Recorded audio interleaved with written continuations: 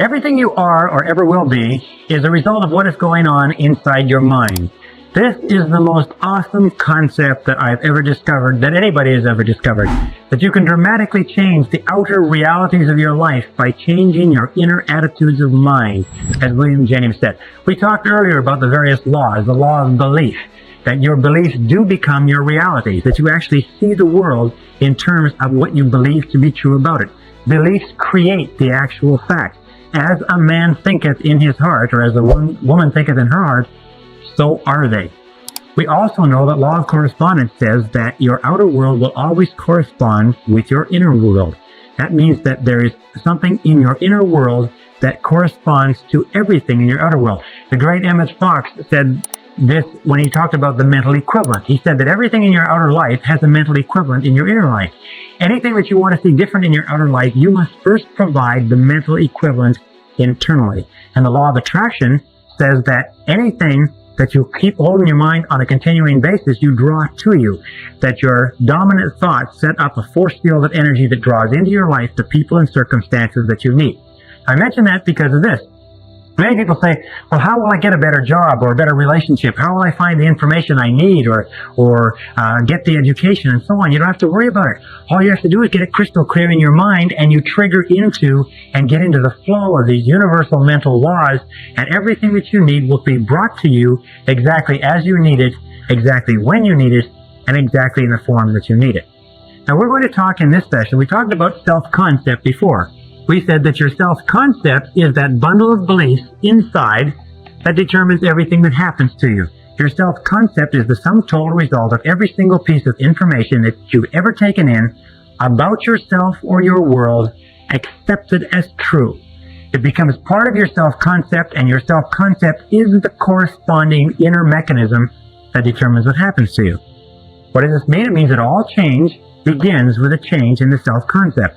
All change begins by you taking in new information that changes your beliefs. Now, beliefs are the hardest of all things to change because we defend them so vigorously. We have to be willing to give up some of our self-limiting beliefs. We have to be willing to look at our beliefs honestly. Remember, we talked about self-knowledge.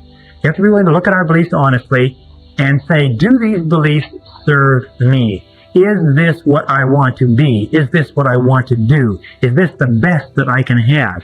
And you begin to question your beliefs and change your self-concept by taking in new information that develops a new self-concept. And that brings us to a concept called the psychology of becoming. The psychology of becoming says that each one of us is in a continuous state of growth and change. That your self-concepts and your beliefs are changing all the time.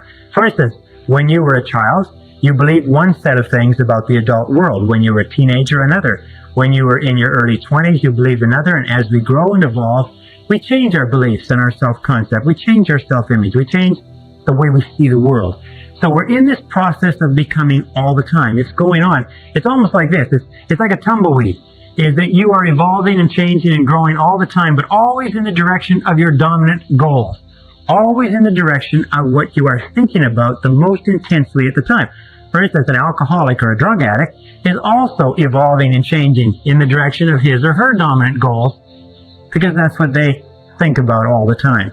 And if you want to evolve and grow rapidly, you have to make those goals clear, you have to make them sharp, you have to make them intense, and you have to dwell on them all the time. Sometimes you see people who are very successful at an early age, but you'll find that those people had an obsession, a total preoccupation with a particular area or field for a long time, whereas other people who may be much older have never had an intense feeling or have never dwelled on anything they want to accomplish. Now, there's two obstacles to this psychology of becoming. Number one is called homeostasis. Now, homeostasis is the desire for consistency.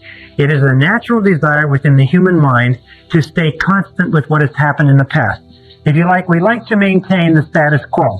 These are the people who say that's the way we've always done it, this is the way we do it around here, etc., etc. You must watch out for homeostasis, because what it does is it causes your thinking to become rigid and inflexible. And the other is called psychosclerosis. Psychosclerosis is simply a hardening of the attitudes. a hardening of the attitudes. People with psychosclerosis develop what is called fixed ideas. Fixed ideas lead to rigidity and an unwillingness to change. Both of these lead to getting stuck in the comfort zone. Remember, the natural tendency of all human behavior is for you to start doing something in a certain way and then get stuck in a comfort zone. You get stuck in a comfort zone in a relationship, even if you're not happy, in a job, even if you're not satisfied, in with a particular level of income, even if it's not enough. You have to fight the comfort zone because the comfort zone very soon becomes a rut. And they say that a rut becomes a grave. And the only difference between a rut and a grave is the depth. Or another way that it's been put is that a grave is simply a rut, or a rut is simply a grave with the ends kicked out. So be very alert to that, because the great majority of people in our society tend and evolve naturally to get into a comfort zone, to become very rigid defenders of the status quo, to become very hardened in their attitudes. They get into this comfort zone, they fall into this rut, and even if it would be good for them, they don't change. Now, this leads us to the two great powers that control everything that happens to you. And the first power is the power of love. The power of love is the power that shapes your personality and shapes your destiny. The power of love simply says that everything that we do is either to get love or to compensate for the lack of love. We said earlier that children's entire personality is formed by the quality and quantity of love that they get, and that all adult problems are as a result of love withheld. Love withheld from our parents, and perhaps love withheld from people when we grow up. The other power is the power of suggestion. Now, the power of suggestion works on us all of our lives. The power of suggestion is extremely strong. What it does is it begins working on us almost from the time that we're born, sometimes from before birth, and the power of suggestion shapes us. It means that every single thought you think, everything you hear, everything that you see, touch, taste, or smell, everything that affects you in any way has an effect on your personality. We say it this way. We say everything counts. Everything counts, and especially when you become an adult, remember that everything counts. Now, the average adult in America watches 20 to 25 hours of television every week. The average senior citizen watches about 7 hours of television. Average child watches 3 or 4 hours of television per day. You know that the average chief executive officer of major American corporations watches less than 5 hours per week? Now, let me ask you a very simple question. Do you think there's a correlation between the number of hours that a person watches television and how successful they are in life? Do you think that the suggestive influences, books, magazines, tapes, courses, seminars, people, television programs, and so on, that you watch, listen to, read, associate with on an ongoing basis, do you think these suggestive influences are having any effect on your future? Let me just put it this way. Everything does count. And you have to ask yourself this question. I learned this many years ago. Is to ask yourself this question: what is it that you want in life? Once you've asked yourself what it is you want in life, then you can look around your world and you can determine what is right for you and what is wrong for you. What does that mean? It means that everything that moves you toward what you want is right, and everything that moves you away from what you want is wrong, but everything counts. I have a good friend who goes on a diet on a regular basis. And every so often, I catch him eating cheesecake. And sometimes he's eating 2 pieces of cheesecake with lunch. And I say to him, I said, I thought you were on a diet. I said, I thought you only eat fresh fruits and vegetables and natural foods. And he said, sure. He said, well, I said, what about the cheesecake?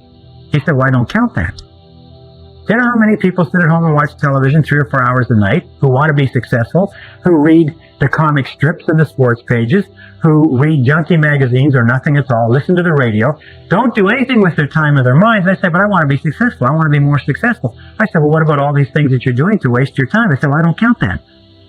But unfortunately, nature counts everything. So this brings us to some laws that I want to share with you. The first law is the law of habit. Now, these are also mental laws. The law of habit is very similar to the law of inertia.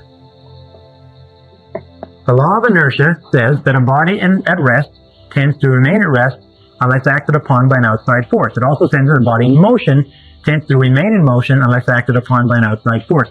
The law of habit says that in the absence of a specific decision on your part to change some aspect of your life, the natural tendency will be to go on the same way indefinitely.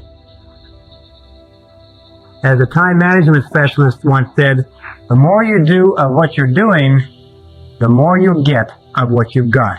So you have to look at what you've got and look at what you're doing and say, is this what you want? You will go on indefinitely in the same direction unless you make a very concrete, specific decision to change. Also, there's another law. It's called the law of emotion. And by the way, before I get into the law of emotion, let me say this. That about 95% of everything that we do is by habit. That the only major difference between successful people and failures is that successful people have success habits and failures have failure habits. You've heard, for example, you've heard the old saying, early to bed and early to rise? They say makes a man healthy, wealthy, and wise. Well, why is that? Why is it that so many successful people get up early in the morning? It's because they get a jump on the day. It's also because it forces them to go to bed earlier at night so they don't waste the evenings when they're the tiredest and least productive. So you find that over and over again, successful men and women are early to bed and early to rise. They have a success habit. Why is it that people don't go to bed early or don't get up early? Because they're too lazy, they're too undisciplined, they don't have goals that they want badly enough, they do not have success habits. 95% of your success is going to be determined by the type of habits you develop. And if you have good habits, you're going to be successful in spite of anything else. The law of emotion says simply this. It says that every decision that you make is based on emotion. We used to say over and over again that people are 90% emotional and 10% logical. Well, one of the great discoveries that I've made in the course of my research is the discovery that we are 100% emotional.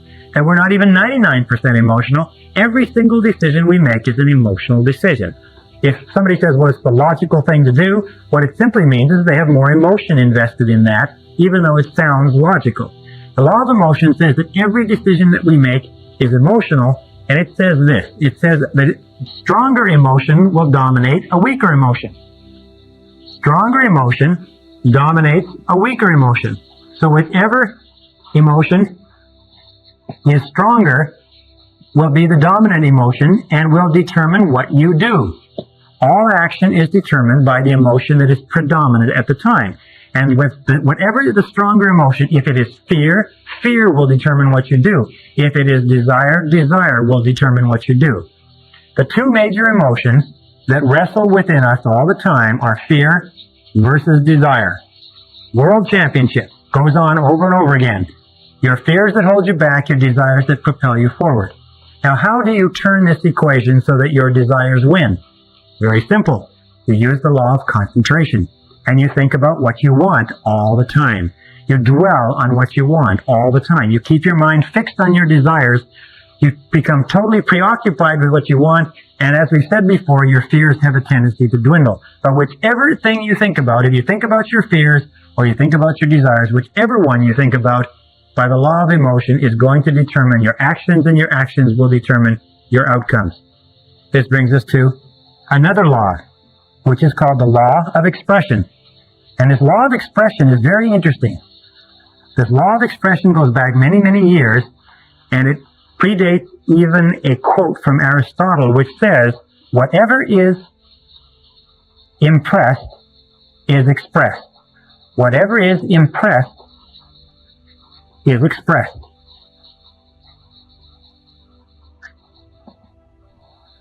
Whatever is impressed is expressed. Now, what does this mean? Let me go and sit down while we get the board cleaned off.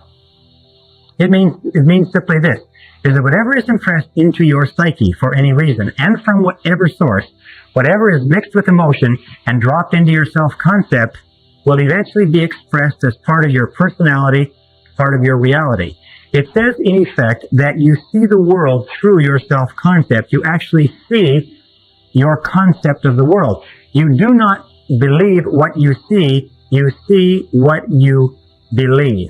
Whatever has been impressed on your mind as a fact, or as a truth, or as a reality, will then be expressed in your reality, or expressed in your world, because that is what you will see. If you believe that a certain type of people are good, then you will see goodness in those people. If you believe that members of a particular political party are fools, then all members of that political party will appear foolish to you even the wisest and most intelligent.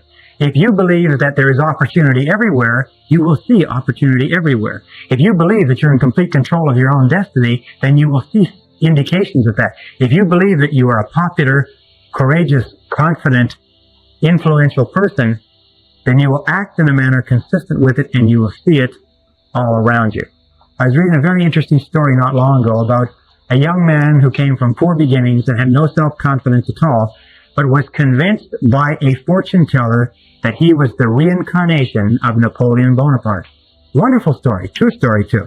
And he began to believe that he was the reincarnation of Napoleon Bonaparte. And he went to the library and he studied Napoleon. He read all about Napoleon, and he began to walk and talk and act like Napoleon. He began to think like Napoleon. He began to imagine great plans like Napoleon would have imagined. He began to act with courage and confidence in the face of uncertainty as Napoleon would have. Over time, he became absolutely convinced that indeed this person who was shy and retiring was truly the reincarnation of Napoleon. And as he did, his career improved. He was promoted. He was advanced. He changed the way he dressed. He spoke more confidently. And by the time he found out that he had been misled by the fortune teller, he was already an extremely successful businessman. Very interesting. Whatever is impressed and accepted becomes expressed. And this brings us to another critical mental law. And it is this. It is what is called the law of reversibility. When I first learned about this law, I was so excited I wanted to wrap it up and tie it up and not tell anybody. This is the first time in any form that I've ever explained this law to other people. The law of reversibility says simply this, is that if you achieve a certain level of success, a certain level of health, a certain quality of relationships, then that quality of relationships will create a subjective state. A subjective state means a feeling or an emotional state. In other words, if you win a prize, you will feel like a winner. If you fall in love, you will feel like a lover. If you succeed in business, you'll feel like a success. The objective creates, in other words, the objective reality or the fact actually creates the subjective or the emotional state. That makes sense to you? In other words, something happens, you feel great, you get the feeling. However, the law of reversibility says this. If you can grasp this one fact alone can change your life, because it has changed mine, is that if you can create artificially the subjective state, the feeling will trigger the law of attraction and correspondence into motion and will draw into your life the people, circumstances, and opportunities necessary to create the objective that is constant with the subjective. And here is the method. It's so simple, it's astonishing. It is this, is whenever you think of something that you really desire, imagine that you have it already. Imagine that you have it already. It sounds like a game, like children would play, but it is so powerful that it is awe-inspiring, and all I suggest you do is try it for a little while. Just imagine, close your eyes, drive it along, think about it if necessary, stand, relax, do whatever you want, but just imagine that you've already accomplished it and try to get the feeling. Get the feeling. Se viene el trofeo de campeones y con palo por palo de la hija X podés ganar 2 palos. As though it were already a success, as though it were a past tense, as though it were already accomplished, that you don't have to worry about it again. You've already got the feeling. And if you will play that feeling over and over again, this law of reversibility will create this feeling. As you dwell upon the feeling more and more, the feeling will actually begin to change things inside you and outside of you, draw you toward your goal and draw your goal toward you, and the objective will come into reality exactly at the right time and place. You don't even really have to worry about the process between the two or what the steps are. All you have to do is hold that feeling very, very intensely. And we'll talk about this a little bit more when we talk about mental programming methods. Now, the next law is the law of practice. The law of practice is also called the law of repetition, which says that whatever you do over and over again, often enough, becomes a new habit. Do you want to be a positive, exciting, enthusiastic person?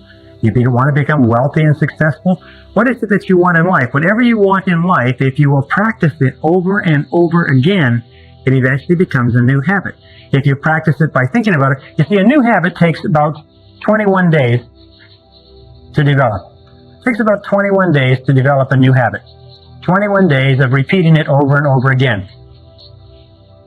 Now, what we're going to ask you to do as a result of this course and as a result of what we've talked about is we're going to ask you or suggest that you go on what we call a 21-day PMA diet. That means that for 21 days, we're going to ask you to do a very difficult thing. One of the most difficult things you'll ever do in your life is for 21 days, we want you to keep your mind on what you want and keep it off of what you don't want. Keep your conversation on what you want. Keep your conversation off of what you don't want. Keep your dreams, your imagination, your thoughts, your feelings, everything in your environment consistent with what you desire, and keep it off of what you don't want. Very simple. Not very complicated. It's one of the most difficult things that you'll ever do. Now, why do we pick 21 days? Well, a very good reason. You see, it takes 21 days for a chicken that has a brain the size of a pea to sit patiently, calmly, faithfully on an egg to hatch the egg. Now, we feel that if a chicken with a little brain like that can sit on an egg for 21 days without seeing any change, just in faith, for 21 days it can sit there on that egg, then we could probably ask adults who have brains that are the size of 3 pounds, that have 12 to 20 billion cells, and have the capacity to remember and retain all the knowledge known to man, if their brain could be tapped, we ask them to keep at it for 21 days. If you will go on a positive mental attitude diet for 21 days, keep your mind on it, the goal is to become what we call a purely positive person. A purely positive person. Because we know that if you're a purely positive person, if your conversations, your acts, and your relationships are purely positive, what we call a PPP person, and you practice that for 21 days, you will find that your life will change. That everything around you will change. Your health, your relationships, your work, your opportunities, and everything else. It's simple, but it's not easy. If you can do it, if you can practice it, it will become a new habit. The very law of reversibility, the very law of emotion, the very law of habit that we talked about will actually begin to be changed. Now, what are the 4 things you need in order to make this great change? Number 1 is you need desire. Desire is the starting point of all change. The most important question that you have to ask yourself in life is, how badly do you want what you want? How badly do you want it? Or do you want it at all? You see, there's an awful lot of people who want an awful lot of things. But how badly do they want it? If you want it so badly, if you want it with tremendous intensity of desire, there's really nothing in the world that can stop you from getting it. There's an interesting story was told about Socrates, and Socrates was talking to one of his students, and the student said, "I am hungry for knowledge. What can I do to increase my knowledge?" And Socrates said, knowledge is something that is readily available and easy to get if you want it bad enough. He said, I'm sure I want it badly enough. And Socrates said, come with me. And he walked him offshore into the ocean, and walked him offshore into the Aegean Sea. And they got about 3 or 4 feet, and Socrates, a very, very strong man, grabbed the young man and put his head under the water. And the young man began to struggle and struggle and struggle, and finally became incredibly frantic, and finally brought him up. And he said, now what did you want while you were under the water? And he said, all I wanted was air. He said, all I could think of in the whole world was air. He said, when you want knowledge with the same intensity that you wanted that oxygen, you will get all the knowledge that you could desire. And when you want anything with great intensity, if you have the desire, you'll get it. Now, the second step is decision. Over and over again, where I travel, I find that the major change in a person's life begins when they make a decision. I also find that the great majority of people are incredibly indecisive, is that they're very reluctant to make decisions to cut off their options. They are very, very reluctant to make a commitment of any kind. And in not making a commitment, they just drift. They unfortunately condemn themselves to living by the law of accident. So the next step is to make a decision, a very clear, unequivocal decision, in that this is what you want and you are willing to pay the price to get it. There's a very interesting little book called The Ultimate Secret by Michael Haneke, And he said that the key to success, after he studied many, many successful people, so the key to success is simply this, is be willing to do whatever is necessary. Be willing to do whatever is necessary. Be willing to do whatever is necessary. That means once you've made the decision, be willing to go the extra mile. Be willing to do whatever is necessary. And the interesting thing is that you won't ever have to do everything that's necessary, but you must be willing to do it. And it's that unequivocal decision, that do or die, that complete, total, 100% commitment that makes all the difference in your success. Most people are unwilling to make the commitment. And if they do make the commitment, they hold themselves back. They say, I want, but I'm not willing to do this, or I won't do that, or I won't move, I won't go back to school, I can't sacrifice this, and so on. I've spoken to many parents, for instance, who have undergone great sacrifices so that the mother can stay home with the young children during their first 3 to 5 years.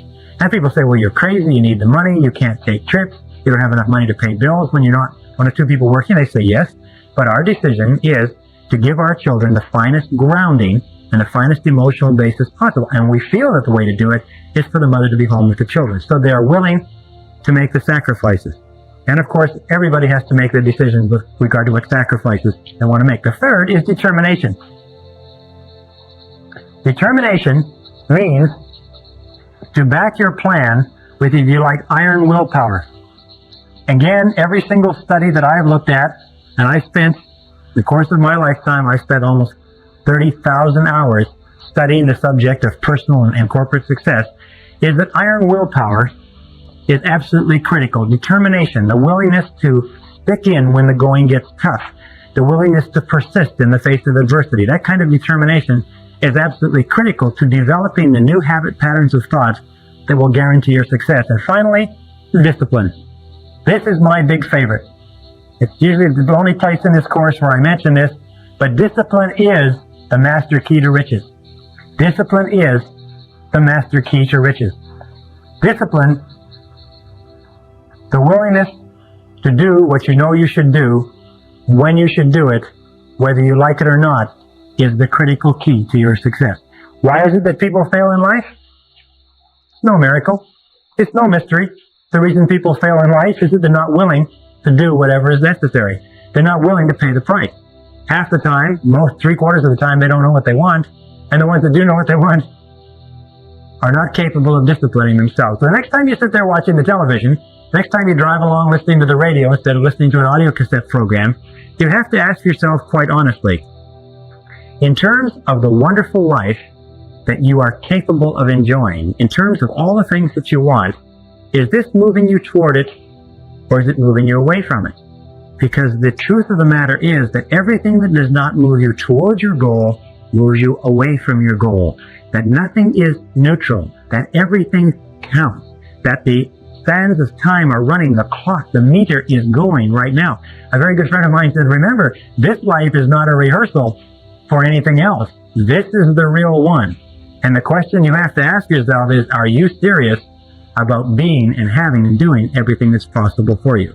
If you'll go on a 21-day mental attitude diet, a PMA diet, if you will keep your thoughts on what you want for 21 days, if you'll practice the law and develop new habits, practice repetition over and over again, practice the law of reversibility, and visualize and imagine yourself as the person you want to be, and practice the law of expression, that whatever is impressed on your mind will be expressed in your reality, you will see dramatic changes start to take place in your life, and sometimes far faster than you can currently imagine. Believe me, I know I have tried and practiced everything that I recommend to you. Thousands of my graduates have done it, and the results they have accomplished have been stupendous. They will be stupendous for you too, and we'll talk about more of that in the next module.